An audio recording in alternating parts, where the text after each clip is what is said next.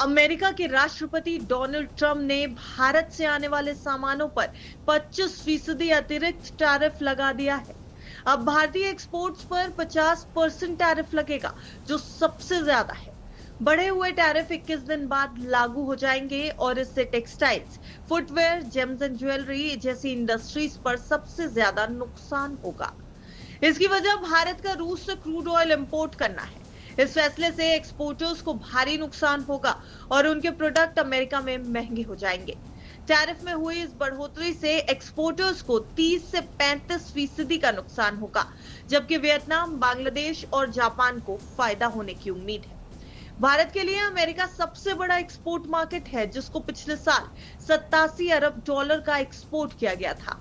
अब इन टैरिफ से growth rate 6% नीचे लुढ़कने की आशंका है।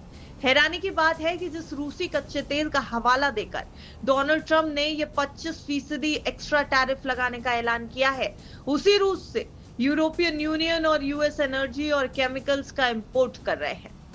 अमेरिका अपने न्यूक्लियर सेक्टर के लिए रूस से यूरेनियम, ईवी के लिए पैलेडियम और फर्टिलाइजर्स खरीद रहा है। यानी अमेरिका का डबल स्टैंडर्ड साफ साफ नजर आ रहा है। जानकारों का भी मानना है कि चीन की जगह भारत के प्रति इस तरह का रवैया अपनाना गलत है। China has not uh, stood out there and refused to let President Trump take credit for his role in the ceasefire. China has not had its leader have a long conversation with Trump on the phone and essentially dictate to him, well, what's right and what's wrong.